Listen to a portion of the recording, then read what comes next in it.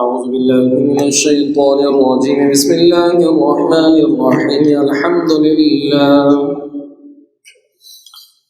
الحمد لله نحمده ونستعينه ونستغفره ونؤمن به ونتوكل عليه ونعوذ بالله من شرور أنفسنا ومن سيئات أعمالنا. من يهده الله فلا مضل له ومن يضلله فلا هادي له. ونشهد أن لا إله إلا الله وحده لا شريك له. ونشهد أن سيدنا ومولانا محمدا عبده ورسوله. أما بعد فأعوذ بالله من الشيطان الرجيم. بسم الله الرحمن الرحيم. لقد كان لكم في رسول الله أسوة حسنة.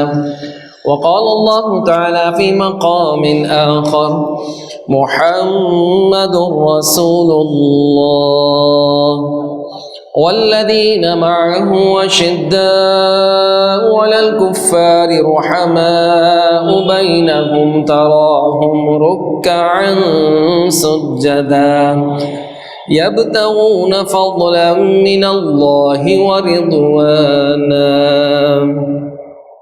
صدق الله مولانا العظيم وصدق رسوله النبي الكريم الأمين.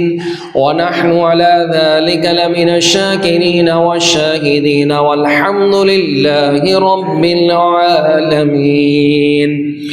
إن الله وملائكته يصلون على النبي يا أيها الذين آمنوا صلوا عليه وسلموا تسليما. اللهم صل على سيدنا ومولانا محمد وعلى آل سيدنا ومولانا محمد وبارك وسلم وصل عليه. مولاي صل وسلم دائما أبدا على حبيبك خير الخلق كلهم.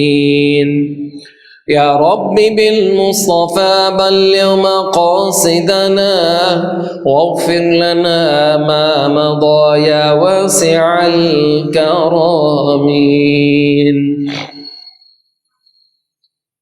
ایک مرتبہ اور آقا علیہ الصلوۃ والسلام کی ذات مقدسہ پر درود سلام بآواز بلند.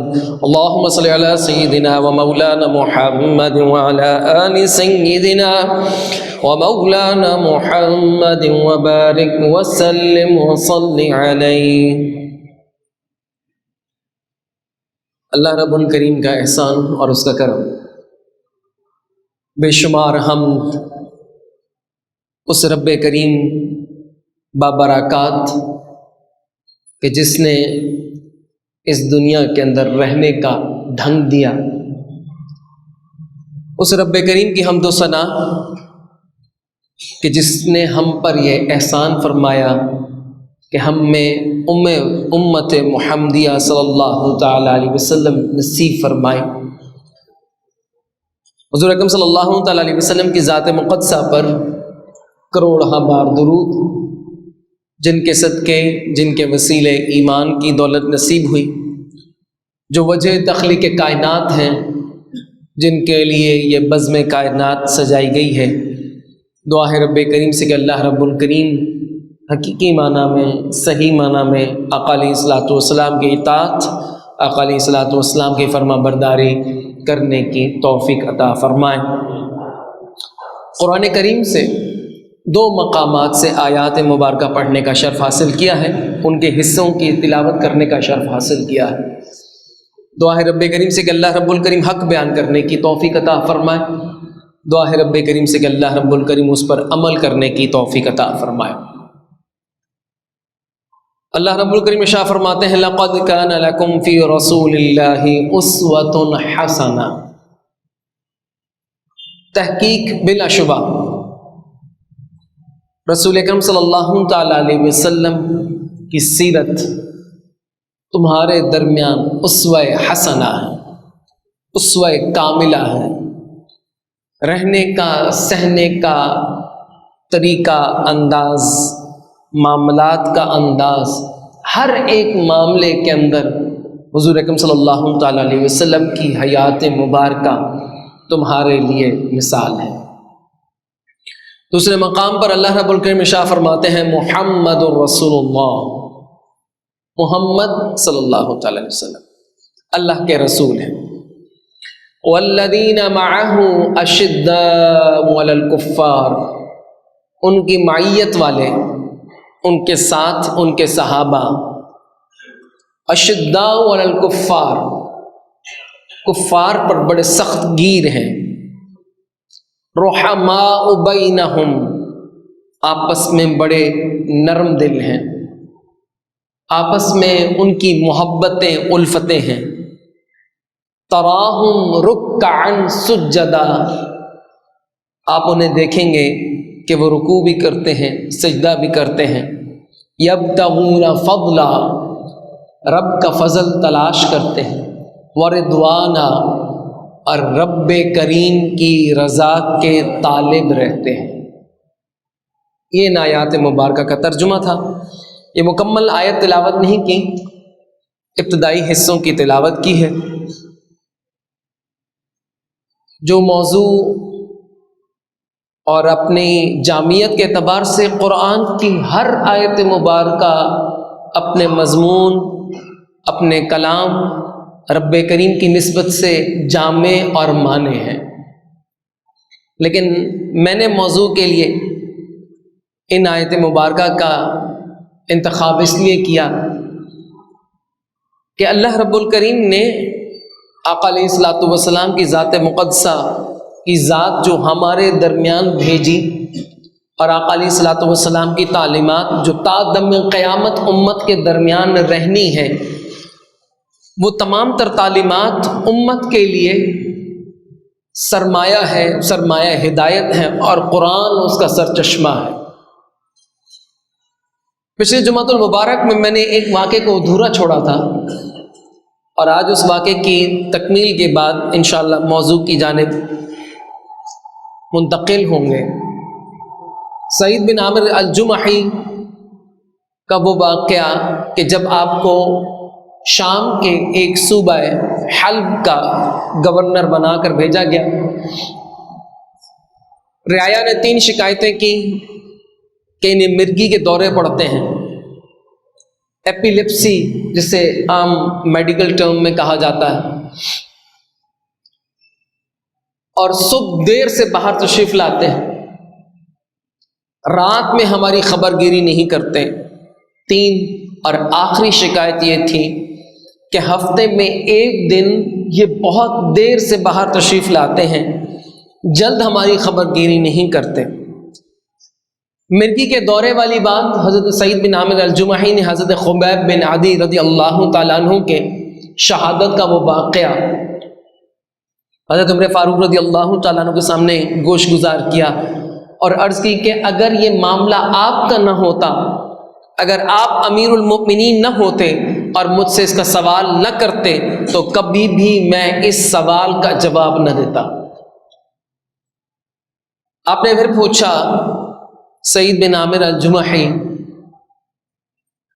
انداز خلافت، انداز گورنری اسلام یہ سکھا رہا ہے۔ حضرت مصعب بن عمیر رضی اللہ تعالیٰ عنہ مدینہ کی جب گلیوں میں نکلتے تو جو خوشبو آپ نے لگا رکھی ہوتی تھی اس سے گلیاں مہک جاتی تھیں، پتہ لگتا تھا مصعب بن عمیر یہاں سے گزرے ہیں۔ آپ 400 درہم کا سوٹ زیب تن فرماتے، اتنا قیمتی لباس آپ کے والدین آپ کو زیب تن فرماتے، اور بلا کے حسین تھے۔ حضرت مصعب بن عمیر رضی اللہ تعالیٰ عنہ جب شہید ہوئے تو اس وقت آپ کے جسم اقدس پر جو تہبند تھا، صحابہ نے جب آپ کے اوپر ڈالا تو جب سر ڈھانپتے تو پیر ننگے ہو جاتے، جب پیر ڈھانپتے تو سر ننگا ہو جاتا۔ آقا علیہ الصلوۃ والسلام کے چشمان مقدس سے آنسو جاری ہو گئے۔ آقا علیہ الصلوۃ والسلام نے فرمایا، دیکھو مصعب کی حالت اسلام نے کیا کر دی ہے۔ ایک وقت تھا آقا علیہ الصلوۃ والسلام نے اس بات کا تذکرہ فرمایا کہ قیمتی لباس اس کے جسم پر ہوتا، اور آج دیکھو اسلام نے اسے کس طرح چھوڑا ہے، لیکن رب کی بارگاہ میں اس قدر مقبول ہوئے۔ جب حضرت مصعب بن عمیر شہید ہو گئے تو آپ کے ہاتھ میں جھنڈا تھا۔ آقا علیہ الصلوۃ والسلام نے دیکھا کہ حضرت مصعب بن عمیر رضی اللہ تعالیٰ عنہ نے علم جھنڈا پکڑ رکھا ہے۔ آقا علیہ الصلوۃ والسلام نے فرمایا مصعب ادھر آؤ، یہ جھنڈا مجھے دو۔ مصعب دیکھ کر مسکرانے لگے۔ آقا علیہ الصلوۃ والسلام بھی مسکرائے، اور وہ تعجبانہ مسکراہٹ تھی۔ فرشتے نے عرض کی باری تعالیٰ کے حکم سے کہ یا رسول اللہ صلی اللہ تعالیٰ علیہ وسلم، آپ کا غلام مصعب شہید ہو گیا ہے، رب نے مجھے مصعب کی شکل عطا فرمائی ہے اور میں یہ جھنڈا لے کر کھڑا ہوں۔ آپ کا وہ مقام اور مرتبہ ہے۔ تو گورنری کے اصول حضرت سعید بن عامر الجمحی آپ بیان فرما رہے ہیں کہ انداز خلافت یہ ہوتا ہے کہ جب کوئی خلیفہ کسی بھی علاقے پر گورنری کرتا ہے، خلافت کرتا ہے، اس کا طرز عمل کیا ہوتا ہے۔ اس کے بینک اکاؤنٹس نہیں ہوتے، آف شورز کمپنیاں نہیں ہوتی، قومی خزانے پر اس طریقے سے جس طرح وحشی جانور شکار پر پل پڑتا ہے اور وہ نہیں دیکھتا کیا اچھا ہے کیا برا ہے، کانٹوں میں جا رہا ہے، دریا میں جا رہا ہے، کیچڑ میں جا رہا ہے، وہ شکار کے پیچھے بھاگ پڑتا ہے، لبب کرتا تھا۔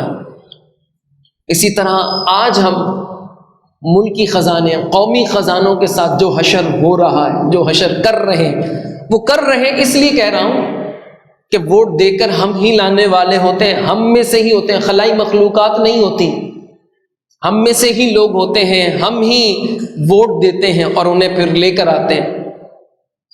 تو سعید بن عامر الجمحی فرماتے ہیں ایک پورا دن میں نہیں باہر آتا، شام میں باہر نکلتا ہوں۔ امیر المؤمنین حضرت عمر فاروق رضی اللہ تعالیٰ عنہ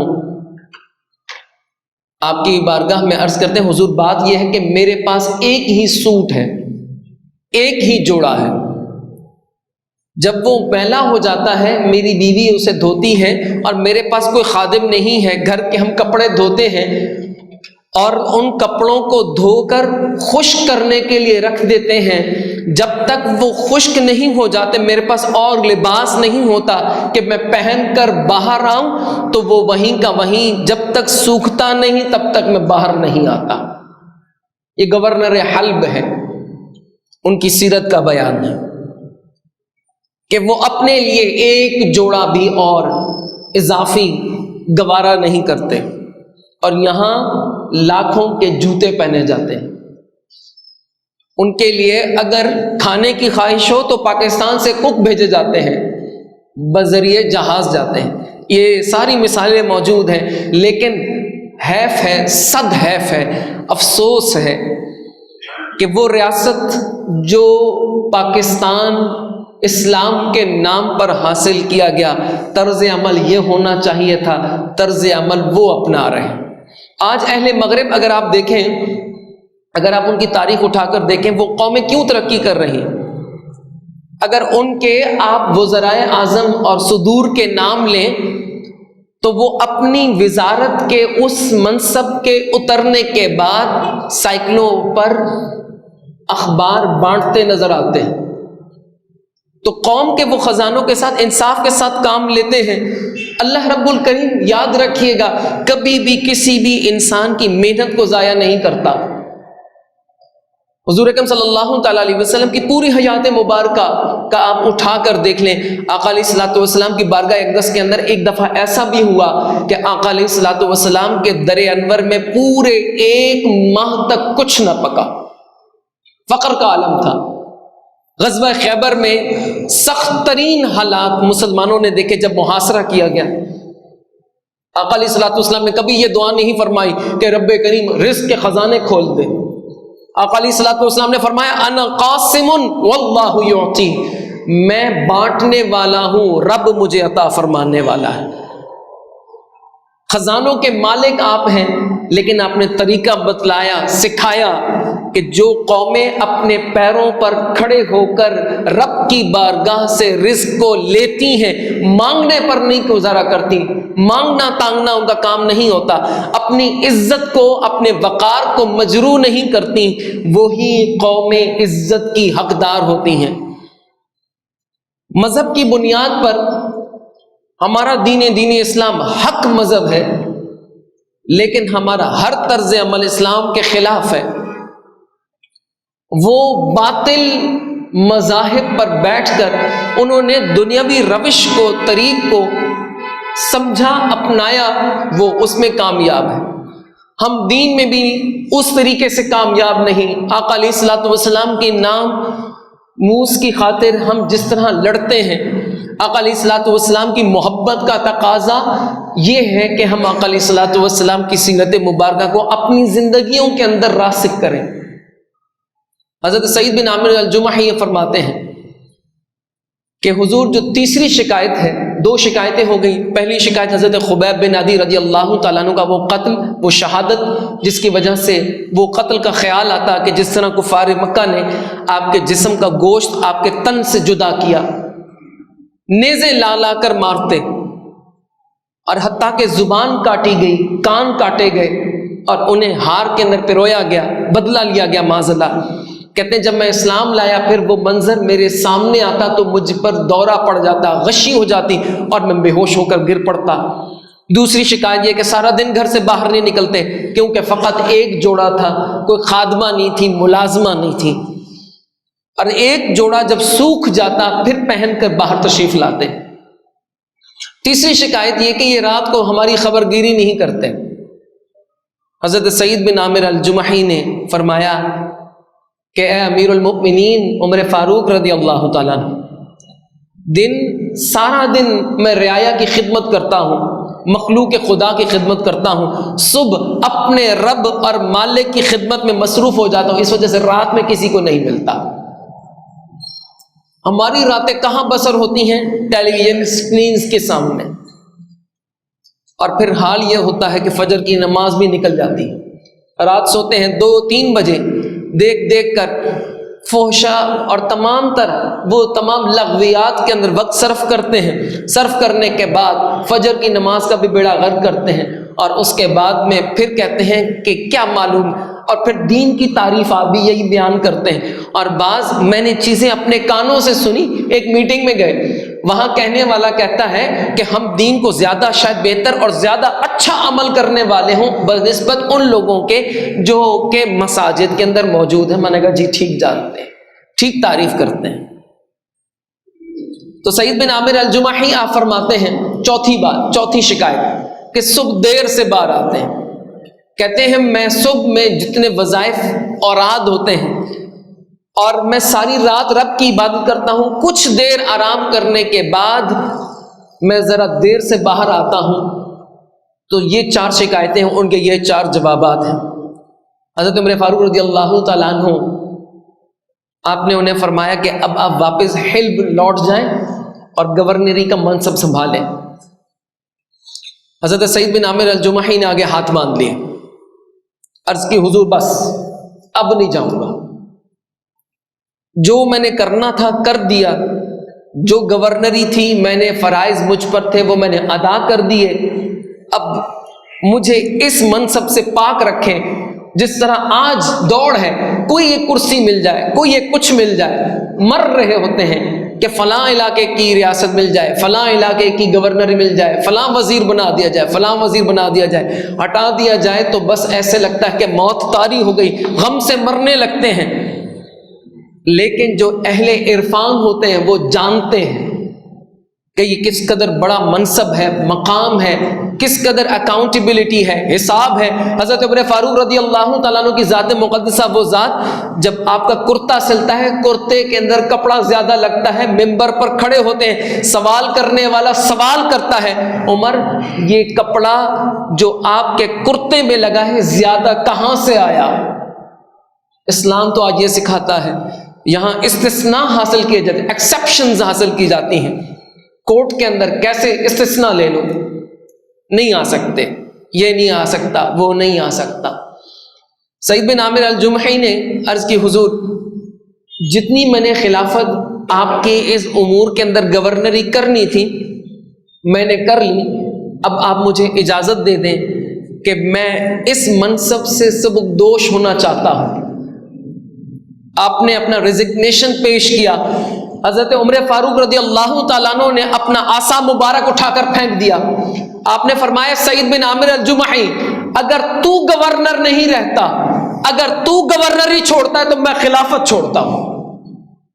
حضرت عمر فاروق رضی اللہ تعالیٰ عنہ حضور فرما رہے ہیں الشیطان یفر من ذل عمر، شیطان بن عمر کے سائے سے بھاگ جاتا ہے۔ حضرت عمر فاروق رضی اللہ تعالیٰ عنہ فرماتے سعید بن عامر جمحی اگر آپ گورنری کا منصب نہیں سنبھالتے تو میں اپنی خلافت چھوڑتا ہوں۔ آگے آپ نے ہاتھ باندھ لیے، آپ نے کہا حضور آپ خلافت نہ چھوڑے، میں واپس منصب پر جاتا ہوں۔ جب آپ کا انتقال ہوا سعید بن عامر الجمحی کا، آپ رونے لگے۔ حضرت عمر فاروق رضی اللہ تعالیٰ عنہ نے رب کی بارگاہ میں عرض کرتے کہ آج میرا سعید بن عامر الجمحی چلا گیا، ایسا گورنر کہاں سے لاؤں؟ ہر ایک کی اس کی نجی زندگی، پرائیویٹ لائف، جب کوئی ایسے منصب مقام پر پہنچ جاتا ہے جہاں اس کا طرز عمل بطور مثال کے پیش کیا جاتا ہے، اسی وجہ سے بزرگ فرماتے ہیں جو امام ہوتا ہے مصلی پر جو کھڑا ہوتا ہے، جب یہ نوافل چھوڑتا ہے تو اس کے مقتدی سنتیں چھوڑتے ہیں۔ جب امام سنتیں چھوڑتا ہے تو مقتدی حضرات فرض چھوڑنے پر آ جاتے ہیں۔ ہر ایک چیز کا کوئی نہ کوئی ایکشن کا ایک نہ ری ایکشن ہوتا ہے، آلویز، ہمیشہ زندگی کے اندر آپ جس طرح بھی کام کریں، بچوں کو آپ 100 نصیحتیں کریں، جھوٹ مت بولو، جھوٹ مت بولو، لیکن جب بچے کو تربیت یہ دیں، فون پر کہہ دیں کہ والد سامنے بیٹھا ہو، فلاں دوست فون کریں، بیٹھے ہیں، بول دو نہیں بیٹھے، نہیں بیٹھے، تو لا محالہ بچے نے بعد میں جا کے جھوٹ ہی بولنا ہے، کیونکہ اسے سکھایا یہ گیا ہے۔ بتلانے سے، زبان پر لانے سے بات یہ بڑا آسان ہوتا ہے، جھوٹ مت بولو، ناموس خاطر کے اندر لڑ جائیں گے، جان دے دیں گے، قربانی دے دیں گے، لیکن جب باری آتی ہے کام کرنے کی تو پھر بڑے بڑے پیچھے ہو جاتے ہیں۔ اصل کام اپنے عمل سے کسی چیز کا اظہار ہے۔ جب تک معاشروں کے اندر، طبیعتوں کے اندر، مزاج کے اندر، اساتذہ کے اندر، طلباء کے اندر، والدین کے اندر کردار جو وہ کہتے ہیں اسے پریکٹس کر کے دکھائیں۔ اور قرآن کہتا ہے یا ایھا الذین آمنوا لم تقولون ما لا تفعلون، وہ بات کیوں کہتے ہو جس پر تم عمل نہیں کرتے۔ قرآن نے اس بات کو کرٹیسائز کیا، تنقید کی کہ جو بات تمہاری زندگی کے اندر نہیں ہے تو اسے کیوں بیان کرتے ہو؟ حق یہ ہے کہ پہلے اس پہ عمل کرو، بعد میں پھر اسے بیان کرو۔ اور جب زندگی کے اندر یہی عمل رہ جاتا ہے کہ جب کسی کا عمل نہیں ہوتا، وہ خود بے عمل ہوتا ہے، عمل کی ترغیب دیتا ہے، پھر اسی طرح کی تربیت، اسی طرح کی تعلیم، اسی طریقے کا کردار ہمارے سامنے آتا ہے جس طرح آج ہمارے معاشروں کے اندر موجود ہے۔ نہ ہم رحم کرتے ہیں، نہ ہم کسی پر کسی بھی قسم کے اس کے عیب کو اچھالنے میں دریغ کرتے ہیں، کیونکہ خوف خدا وہ نام کا خوف خدا ہے۔ ہر ایک کہتا ہے خدا کا خوف کرو، خدا کا خوف کرو، رب دیکھ رہا ہے۔ آپ سینکڑوں دکانوں پر جائیں، وہاں لکھا ہوتا ہے اللہ دیکھ رہا ہے، اللہ دیکھ رہا ہے، لیکن وہیں پر جہاں معاملات کی بات آ جائے، پیسوں کی بات آ جائے، تو وہ غبن کرنے میں دیر نہیں کرتے۔ حدیث لکھی ہوتی ہے وہاں پر من غشنا فلیس منا، جس نے ملاوٹ کی، اور اکثر دودھ والی دکانوں پر الا ماشاءاللہ کا یہ اچھے بھی ہوں گے، لیکن میں آپ کو اپنا ایک جس طرح دیکھنے میں آتا ہے من غشنا فلیس منا بڑا بڑا کر کے لکھا ہوتا ہے کہ جس نے ملاوٹ کی وہ ہم میں سے نہیں، نیچے ترجمہ بھی لکھا ہوتا ہے، لیکن بعد میں وہی کچھ ہو رہا ہوتا ہے۔ یعنی جو کچھ ہمارا یہ وتیرہ طریقہ بن گیا ہے۔ ہمارے ہاں کہتے ہیں جس نے انشاءاللہ کہا اس نے کام ہی نہیں کرنا، معاذ اللہ۔ ہم جس طریقے سے اپنے اخلاق کو، اپنے ادوار کو، اپنے طریقوں کو، اپنی زبان کو ان چیزوں کے ساتھ ملوث کر چکے ہیں شاید معاشرے کے اندر ایسی کوئی مثال ملتی. حضرت طلحہ اسد الغابہ فی معرفت الصحابہ، امام جزری رحمۃ اللہ علیہ کی بڑی مشہور کتاب ہے، متداول ہے. آپ اس کے اندر حضرت طلحہ رضی اللہ تعالی عنہ ان کا واقعہ بیان فرماتے ہیں. چھوٹی عمر میں آقا علیہ الصلوۃ والسلام کی خدمت اقدس میں آئے اور اسلام قبول کیا. آقا علیہ الصلوۃ والسلام جیسے ہی تشریف لائے، آقا علیہ الصلوۃ والسلام کے قدمین شریفین پر گر گئے. آقا علیہ الصلوۃ والسلام نے فرمایا ما بالک یا غلام، اے بچے کیا ہوا، یہ کیا طریقہ ہے؟ اٹھے، عرض کی رسول اللہ صلی اللہ تعالی علیہ وسلم ما تأمرنی لم یعصیک، عرض کرنے لگے حضور آپ جو مجھے حکم دیں گے میں اس کی خلاف ورزی نہیں کروں گا. آقا علیہ الصلوۃ والسلام دیکھ کر مسکرائے.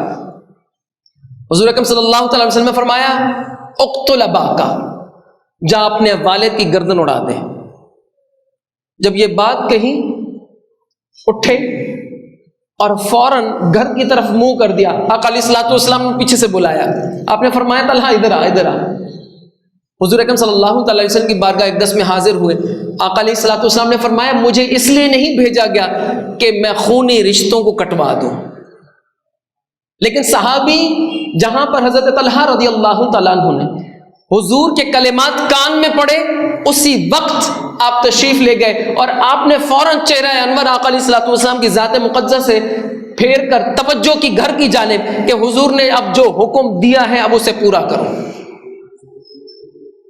حضور اکرم صلی اللہ تعالیٰ علیہ وسلم کی حیات مبارکہ کے اندر ہر ایک زندگی کا اسوہ ہے، لیکن آقا علیہ الصلوۃ والسلام کی حیات مبارکہ کے اندر تمام تر احوال کے اندر، صحابہ کے کردار کے اندر، صحابہ کی تربیت کے اندر جو مزاج آج ہم معاشرے میں دیکھتے ہیں یہ کہیں نہیں ملتے. معاشرے میں ہم ہر جگہ پر، قرآن کریم میں ہر جگہ پر سود کے خلاف بغاوت کا اعلان پڑھتے ہیں. قرآن کہتا ہے احل اللہ البیع وحرم الربا، اللہ رب الکریم ارشاد فرماتے ہیں کہ ہم نے تمہارے لیے تجارت کو حلال کیا ہے، وحرم الربا، اور تمہارے لیے سود کو حرام قرار دے دیا ہے. لیکن آج جس طرح ہم معاشرے کے اندر نیچے سے لے کر اوپر تک سود کا نظام لے کر گھومتے ہیں، توق لے کر گھومتے ہیں، رب کی بارگاہ میں جہاد کرتے ہیں. معاذ اللہ ہمیں جہاد کرنا یہ چاہیے تھا کفار کے خلاف، ہم معاذ اللہ ان تمام حربوں کے ساتھ رب کے سامنے کھڑے ہو گئے ہیں. معصیت کا ہتھیار، گناہ کا ہتھیار کہ جسے قرآن نے سراسر حرام کہا ہم اسی پر تل گئے. حضور اکرم صلی اللہ تعالی علیہ وسلم کی حدیث حضرت قتادہ رضی اللہ تعالیٰ عنہ بیان فرماتے ہیں کہ حضرت سعد رضی اللہ تعالیٰ عنہ آپ کا جانا ہوا، اور یہ بخاری شریف کے اندر حدیث مبارکہ حضرت عبداللہ بن مسعود رضی اللہ تعالیٰ عنہ نے حضرت سعد بن معاذ رضی اللہ تعالیٰ عنہ سے روایت کی. آپ فرماتے ہیں انہ کان صدیقا لأمیہ ابن خلف فکان امیہ اذا نزل بالمدینہ مر علی سعد وکان سعد اذا مر مکہ نزل علی امیہ. کہتے ہیں سعد اور حضرت سعد رضی اللہ تعالیٰ عنہ اور امیہ بن خلف ان دونوں کی بڑی گہری دوستی تھی. اور حضرت عبداللہ بن مسعود اور بخاری شریف کی حدیث مبارکہ ہے، آپ فرماتے ہیں حضرت سعد بن معاذ رضی اللہ تعالیٰ عنہ کہ جب حضرت سعد رضی اللہ تعالیٰ عنہ مکہ مکرمہ جاتے تو امیہ بن خلف سے ملاقات کرتے، اس کے ہاں ٹھہرتے، اور جب امیہ بن خلف کبھی مدینہ آتا تو یہ حضرت سعد کے پاس آ کر ٹھہرتا. ہجرت ہوئی، ہجرت کے بعد حضرت سعد رضی اللہ تعالیٰ عنہ تشریف لے گئے مکہ مکرمہ کی جانب عمرے کے لیے، اور انہوں نے کہا فقال علی امیہ انظر لی ساعتا خلوتا لعلی ان اطوف بالبیت. انہوں نے امیہ بن خلف سے کہا کہ یار ایک کام کر، میں چاہتا ہوں کہ میں بیت اللہ شریف کا طواف کروں، ایسے وقت میں طواف کروں جس وقت اور کوئی شخص وہاں موجود نہ ہو، خلوت ہو، اور کوئی وہاں موجود نہ ہو تو جا کر میں طواف کر لوں. امیہ بن خلف نے یہ کام کیا. فخرج به قریبا من نصف النہار، دوپہر کا تقریباً وقت تھا، تو امیہ بن خلف اور حضرت سعد رضی اللہ تعالیٰ عنہ، سعد بن معاذ رضی اللہ تعالیٰ عنہ، یہ تشریف لے گئے حضرت سعد بن معاذ رضی اللہ تعالیٰ عنہ اب طواف کر رہے ہیں اور امیہ بن خلف بھی ساتھ طواف کر رہا ہے. اب کہتے ہیں وہیں ابو جہل نکل آیا. فقال ابو صفوان من هذا. تو اس وقت ابو جہل جو اپنے آپ کو ابو الحکم کہلاتا تھا، وزڈم کا سردار، کہ وہ اپنے اتھارٹی آف وزڈمز کہلاتا تھا، اپنے لیے ابو الحکم کہلاتا تھا. آقا علیہ الصلوۃ والسلام نے فرمایا یہ تو ابو الجہل ہے، جہالتوں کا سردار ہے. یہ وہاں نکل آیا. اس نے کہا یہ کون ہے؟ تو اس وقت تعارف کروایا امیہ بن خلف نے، کہا کہ یہ سعد بن معاذ ہے. ابو جہل نے کہا کہ یہ جو تو امن اور امان کے ساتھ پیسفلی تو طواف کر رہا ہے کعبۃ اللہ کا، ابو صفوان امیہ بن خلف اگر تو اس کے ساتھ نہ ہوتا تو یہ سلامتی کے ساتھ سعد گھر واپس نہ پہنچتا. حضرت سعد بن معاذ رضی اللہ تعالیٰ عنہ جب یہ کلمات سنے تو ان کی آواز بلند ہوئی. جرت خواہ ایک تھے لیکن صحابی ایک ہو. حضرت خالد بن ولید رضی اللہ تعالیٰ عنہ ایسے ہیں کہ جب غزوہ موتا ہوا تو آپ کے مد مقابل 3 لاکھ کا لشکر تھا. اس سے پہلے جب آقا علیہ الصلوۃ والسلام نے روانہ فرمایا، ہم نے اسی بیان کو پچھلے جمعۃ المبارک میں غزوہ موتا کا جو کہ حلب کے اندر شام کا علاقہ تھا، جب آقا علیہ الصلوۃ والسلام نے 3000 کے صحابہ کا لشکر روانہ فرمایا تو اس وقت 1 لاکھ کی فوج تھی جواباً. لیکن جہیں کفار اور مشرکین کو معلوم ہوا، ان لوگوں نے 2 لاکھ مزید مشرکین اور کفار ڈال دیے. جب یہ جنگ شروع ہوئی اور جنگ سے پہلے جب ان کی تعداد کا معلوم ہوا تو کچھ صحابہ نے مشورہ دیا. حضرت عبید بن جراح رضی اللہ تعالیٰ عنہ، حضرت زید اور حضرت جعفر طیار، یہ 3 کمانڈنٹس مقرر کیے گئے تھے. ان سے کہا گیا کہ اب تعداد تو حضور نے 1 لاکھ کے مطابق بھیجی تھی، جواباً لشکر 3 لاکھ آ گیا ہے، اب کیا کریں؟ تو اس مقام پر حضرت خالد بن ولید رضی اللہ تعالیٰ عنہ اور دیگر صحابہ نے رائے دی. کہتے ہیں اب حضور نے روانہ کر دیا، جو کچھ ہوگا اگر زندہ بچ کر آ جائیں گے تو غازی کہلائیں گے، لڑ جائیں گے تو شہید ہو جائیں گے تو کیا ہوگا، کیا فرق پڑے گا. 3000 کا لشکر 3 لاکھ سے ٹکرایا. تو وہ صحابہ کرام رضوان اللہ علیہم اجمعین، تو ان کی جب آواز بلند ہوئی تو امیہ بن خلف نے کہا تجھے معلوم نہیں ابو جہل ہماری قوم کا سردار ہے، آواز بلند کرتا ہے اس پر. تو اس مقام پر حضرت سعد رضی اللہ تعالیٰ عنہ نے فرمایا امیہ بن خلف تو اپنی خیر منا، رسول اکرم صلی اللہ تعالیٰ علیہ وسلم نے فرمایا کہ تو جلد مارا جائے گا ہمارے ہاتھوں. جب اس نے یہ بات سنی تو تھر تھر کانپنا شروع کر دیا، گھر گیا. بیوی سے کہا کہ تجھے معلوم ہے کہ آج میں کیا بات سن کر آیا ہوں؟ اس کی بیوی نے کہا کہ کیا بات سن کر آیا ہے؟ تو اس ام صفوان کے اس جواب کے اندر ابو صفوان نے کہا کہ محمد صلی اللہ تعالی علیہ وسلم نے کہا کہ وہ مجھے مار کر رہیں گے اور محمد جو کہتے ہیں وہ ہمیشہ سچ کہتے ہیں. اب یہ ہو کر رہے گا. پھر حتیٰ کہ اس نے امیہ بن خلف نے حضرت سعد سے پوچھا کہ یہ بتاؤ مدینہ میں قتل کیا جاؤں گا یا مکہ میں قتل کیا جاؤں گا؟ تو حضرت سعد رضی اللہ تعالیٰ عنہ نے سچے تھے، انہوں نے فرمایا یہ مجھے حضور نے نہیں فرمایا کہ تو مکے میں قتل ہوگا یا مدینے میں قتل ہوگا، بس قتل ہوگا. امیہ بن خلف نے گھر سے باہر نکلنا بند کر دیا. غزوہ بدر ہوا، ابو جہل فوجیں لے کر نکلا تو امیہ بن خلف سے کہا کہ کیا ہو گیا، تو کیوں نہیں گھر سے باہر نکلتا؟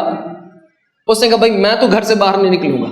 اس نے کہا میں لوگوں کو باہر نکال رہا ہوں اور تو اس قوم کا سردار ہے، تو اندر گھس کر بیٹھا ہے، تو قوم کہاں جا کر لڑے گی؟ حتیٰ کہ زبردستی سے نکال کر لے گئے اور یہ واصل جہنم امیہ بن خلف مدینہ منورہ کے اندر غزوہ بدر کے اندر ہوا. اسی غزوہ موتا کو اگر آپ دیکھیں، حضرت خالد بن ولید رضی اللہ تعالیٰ عنہ 3000 صحابہ کا لشکر تھا. حضرت خالد بن ولید رضی اللہ تعالیٰ عنہ جب امامت فرماتے ہیں صرف 11 صحابہ صحیح تھے جنہیں زخم نہیں تھے. 11 صحابہ با جماعت حضرت خالد بن ولید رضی اللہ تعالیٰ عنہ کی با جماعت اقتداء کے اندر نماز پڑھاتے. باقی 3000 میں سے صرف 11 افراد، باقی تمام صحابہ کرام رضوان اللہ علیہم اجمعین یا تو شہید ہو چکے تھے یا اس قدر جسموں پر زخم تھے کہ وہ چل نہ پاتے. حتیٰ کہ 15 دن آپ نے مزید وہیں پڑاؤ کیا اور پھر آپ واپس تشریف لائے. اسلام کی تاریخ جہاد سے تو اس طرح بھری ہوئی ہے. آقا علیہ الصلوۃ والسلام کی اسوہ یہ ہے، لقد کان لکم فی رسول اللہ اسوۃ حسنہ. حضور اکرم صلی اللہ تعالی علیہ وسلم کی بارگاہ اقدس کے اندر عمیر بن وہب آیا، بعد میں یہ اسلام لے آئے. عمیر بن وہب اس شخص نے اس وقت، کیونکہ اس وجہ سے اس شخص نے کیونکہ اس وقت اس نے آقا علیہ الصلوۃ والسلام کے معاذ اللہ قتل کا ارادہ کیا، اور اس نے حتیم کے مقام پر ایک میٹنگ کی. اس نے کہا کہ میرا بیٹا تو وہاں قید ہے مدینہ منورہ کے اندر آقا علیہ الصلوۃ والسلام کے پاس، اور جہاں تک میری اس کے اسپائز نے، اس کی جاسوسی نے اس کی خبر دی کہ آقا علیہ الصلوۃ والسلام محافظوں کے بغیر باہر تشریف لاتے ہیں، گارڈز نہیں رکھتے.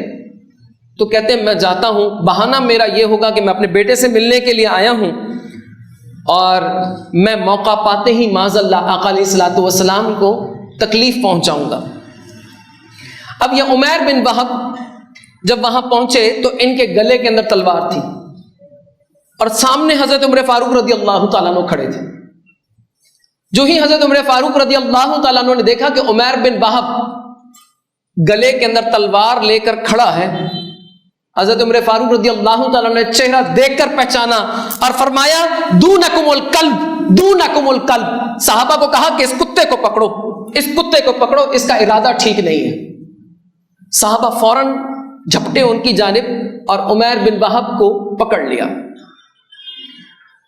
آقا علیہ الصلوۃ والسلام کی خدمت اقدس کے اندر پیش کر دیا گیا. عمیر بن وہب اپنی تلوار سمیت حضور اکرم صلی اللہ تعالی علیہ وسلم کی بارگاہ میں کھڑا ہے. اب جب وہاں کھڑا ہوا، آقا علیہ الصلوۃ والسلام نے فرمایا عمیر بن وہب سچی سچی بتاؤ کس لیے آئے ہو؟ اس نے عرض کی حضور اپنے بیٹے سے ملنے کے لیے آیا ہوں، جیسا کہ آپ کو معلوم ہے، اور میرا اور کوئی مقصد نہیں. آقا علیہ الصلوۃ والسلام نے فرمایا عمیر بن وہب یہ تیرے گلے میں تلوار کیسی ہے؟ اس نے کہا بس حضور تلوار ہے، آپ کو پتہ ہے کہ بدر کے معاملات بھی ہو چکے اور بھی دیگر معاملات کے لیے ہو چکے، حفاظت کے لیے رکھی ہے. آقا علیہ الصلوۃ والسلام نے فرمایا سچ فرما، سچ کہہ کہ کیوں آیا ہے یہاں پر. آقا علیہ الصلوۃ والسلام نے جب یہ بار بار کہتے رہے، عمیر بن وہب نے کوئی جواب نہ دیا، تو آقا علیہ الصلوۃ والسلام نے فرمایا اے عمیر بن وہب، حتیم کعبہ کے اندر صفوان بن امیہ سے تو نے کیا بات کہی تھی؟ اس وقت اور کوئی بھی نہ تھا. صفوان بن امیہ سے یہ بات کہی تھی اس نے کہ صفوان تو نے میرے پیسے دینے ہیں، میں جا رہا ہوں مدینہ منورہ، تو نے میرے گھر والوں کی کفالت کرنی ہے اور یہ میں کام سر انجام دے کر آؤں گا. جو ہی آقا علیہ الصلوۃ والسلام نے فرمایا کہ تو نے صفوان بن امیہ سے حتیم کعبہ کے اندر کیا بات کہی، اس نے فوراً کہا اشہد انک رسول اللہ، میں گواہی دیتا ہوں کہ آپ اللہ کے سچے رسول ہیں. پھر حضرت عمیر بن وہب، لیکن یہاں پر اس مقام پر حضرت عمر فاروق رضی اللہ تعالیٰ عنہ کے کلمات سنیے. حضرت عمر فاروق رضی اللہ تعالیٰ عنہ فرماتے ہیں جب ایمان لے آئے آپ نے فرمایا انہ لخنزیر احب الی، گستاخ رسول تھے، آقا علیہ الصلوۃ والسلام کا معاذ اللہ قتل کا ارادہ کیا تھا. حضرت عمر فاروق رضی اللہ تعالیٰ عنہ فرماتے ہیں کہ جب تک عمیر بن وہب ایمان نہیں لایا تھا، اب حضور کی بارگاہ سے پہلے تک تو انہوں نے کہا کہ کتے کو پکڑو، جب حضور کی بارگاہ کے اندر لائے، تسلیم کروا لیا، ایمان لے آئے، تو حضرت عمر فاروق رضی اللہ تعالیٰ عنہ اپنے دل کا عقیدہ بیان کر رہے ہیں. آپ فرما رہے انہ لخنزیر احب الی، کہتے ہیں اگر یہ عمیر بن وہب ایمان نہ لاتا، جس حالت کے اندر جس سٹیٹ میں پہلے تھا، اگر یہ اسی میں رہتا تو میرے نزدیک خنزیر اس سے بہتر تھا، خنزیر اس سے بہتر تھا.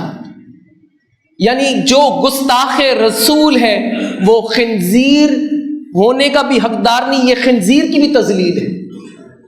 گستاخ رسول خنزیر سے بھی بدتر ہے. یہ حضرت عمر فاروق رضی اللہ تعالیٰ کا فتویٰ ہے، سبل الہدیٰ والرشاد کے اندر یہ بات موجود ہے، دیگر کتب کے اندر بھی یہ باتیں موجود ہیں. لیکن آقا علیہ الصلوۃ والسلام کی ناموس، آقا علیہ الصلوۃ والسلام کی رسالت کا معاملہ، آقا علیہ الصلوۃ والسلام کی عزت کا معاملہ، امت جب تک اگر اس پر کمپرومائز کرتی رہے گی تو اسی طرح بزدلانہ طریقے سے جہاد سے منہ موڑتی رہے گی تو معاشرے کے اندر اسی طرح کا حال ہوگا جس طرح اب ہم حال دیکھتے ہیں۔ حضرت عمر فاروق رضی اللہ تعالیٰ عنہ اور دیگر اکابر صحابہ کے اقوال مبارکہ، حضرت ابو بکر صدیق رضی اللہ تعالیٰ عنہ کی حیات مقدسہ آپ ان کا مطالعہ فرمائیں تو ہر مقام پر، ہر جا پر حضور اکرم صلی اللہ تعالیٰ علیہ وسلم ایک مقام پر موجود ہیں، حضرت ابو بکر صدیق رضی اللہ تعالیٰ عنہ بھی موجود ہیں، حضرت عمر فاروق رضی اللہ تعالیٰ عنہ، حضرت علی المرتضیٰ رضی اللہ تعالیٰ عنہ بھی موجود ہیں۔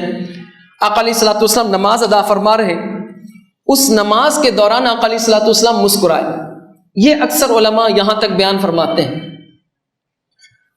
تو صحابہ کرام رضوان اللہ علیہم اجمعین نے عرض کی رأینا یا رسول اللہ، کہ کسی ایک نے نہیں بلکہ کہا رأینا، ہم سب نے دیکھا یا رسول اللہ کہ آپ مسکرائے، وجہ کیا تھی؟ آقا علیہ الصلوۃ والسلام فرماتے ہیں مر بی میکائیل وعلی جناحھا اثر الغبار، آپ فرماتے ہیں جب میں نماز پڑھا رہا تھا تو میکائیل میرے پاس سے گزرے اور ان کے پروں پر غبار تھی جو بدر کے میدان میں وہ مٹی آپ کے پروں کو لگی ہوئی تھی، وَهُوَ رَاجِعٌ مِّن طَلَبِ الْقَوْمِ، اور وہ تمہاری مدد کے لیے زمین پر آئے ہوئے تھے، انہوں نے اب آ کر مجھے عرض کی فَضَحِكَ، اور انہوں نے مسکرایا اور کہا، عرض کی حضور اب نوکری ہو گئی، اب اجازت ہے کہ واپس چلے جائیں؟ کہتے وہ مسکرائے، میں نے مسکرا کر کہا کہ اب جاؤ، کہتے یہ میری وجہ ہے مسکرانے کی۔ لیکن اگر نماز کے اندر مقتدی کھڑے ہوں، جس طرح ہم پیچھے صفوں کے اندر کھڑے ہوتے ہیں، امام مسکرائے تو کیسے معلوم؟ رونے کے اندر تو آواز سے معلوم ہو جائے، لیکن اگر جہری آواز نہ ہو، خفی آواز، خفی نماز ہو جس کے اندر انسان خاموشی کے ساتھ پڑھتا ہے، تو وہ روئے یا مسکرائے مقتدیوں کو معلوم نہیں ہوگا۔ تو گویا کہ یہ صحابہ بتلا رہے ہیں کہ ان کا رخ کعبے کی طرف نہیں، کعبے کے کعبہ کی طرف ہوا کرتا تھا، اور وہ آقا علیہ الصلوۃ والسلام کی ذات مقدسہ ہوا کرتی تھی۔ ضرورت اس امر کی ہے کہ آقا علیہ الصلوۃ والسلام کی ناموس کو پڑھیں، آقا علیہ الصلوۃ والسلام کی تعظیم کو پڑھیں، آقا علیہ الصلوۃ والسلام کی تعظیم کو سمجھیں۔ جب تک آقا علیہ الصلوۃ والسلام کی تعظیم کو، توقیر کو سمجھیں گے نہیں، جب تک آقا علیہ الصلوۃ والسلام کی ناموس کا معاملہ سمجھیں گے نہیں، تب تک حالات و ادوار میں اسی طرح تنزلی آتی رہے گی جس طرح اب ہم دیکھتے ہیں۔ آپ تمام حضرات کی خدمت میں ایک یہ بھی اعلان کرنا ہے، تحریک لبیک یا رسول اللہ صلی اللہ تعالیٰ علیہ وسلم، ان کا عملہ یہاں موجود ہے۔ جو حضرات اپنی رکنیت حاصل کرنا چاہتے ہیں، ان کا کیمپ ہماری مسجد کے باہر موجود ہے، اپنی رکنیت کروائیں۔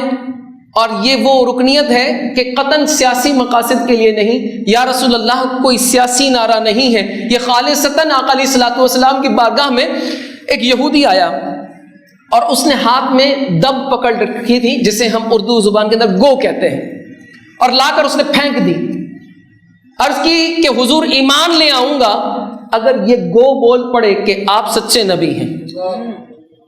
اب وہ گو تو ایک غیر مسلم، ایک یہودی لے کر آیا تھا، وہ کیا جانے کہ اللہ رب الکریم نے قرآن میں ارشاد فرمایا لا ترفعوا اصواتکم، اپنی آوازوں کو بلند مت کرو۔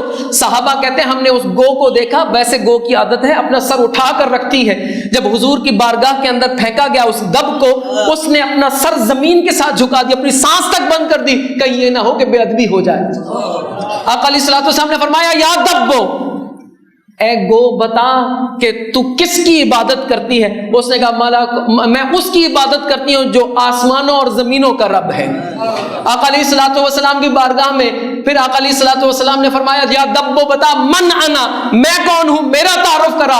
اس نے کہا اشہد انک رسول اللہ، لبیک یا رسول اللہ، یا رسول اللہ میں آپ کے لیے حاضر ہوں، شہادت دیتی ہوں کہ آپ اللہ کے رسول ہیں۔ وہاں تو وہ دب بھی بازی لے گئی۔ تو دعا ہے رب کریم سے کہ اللہ رب الکریم حقیقی معنی میں آقا علیہ الصلوۃ والسلام کی اطاعت فرما برداری کرنے کی توفیق عطا فرمائے۔ دعا ہے رب کریم سے کہ اللہ رب الکریم آقا علیہ الصلوۃ والسلام کا حد سے بڑھ کر ادب، تعظیم، توقیر کرنے کی توفیق عطا فرمائے۔ وما علی الا البلاغ۔